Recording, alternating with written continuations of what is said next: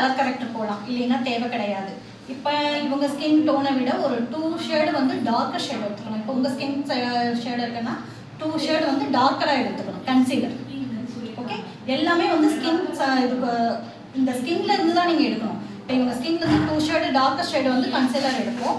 இவங்க ஸ்கின்ல இருந்து 1 ஷேடு இல்லைன்னா சேம் ஷேடு வந்து ஃபவுண்டேஷன் எடுக்கணும்.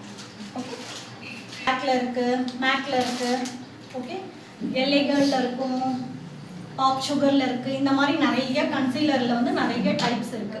நான் இப்போ இவங்க வந்து க்ரைலான்ல நான் எடுக்கிறேன். க்ரைலான்ல இந்த மாதிரி குட்டி குட்டி பவுச் மாதிரி வரும்.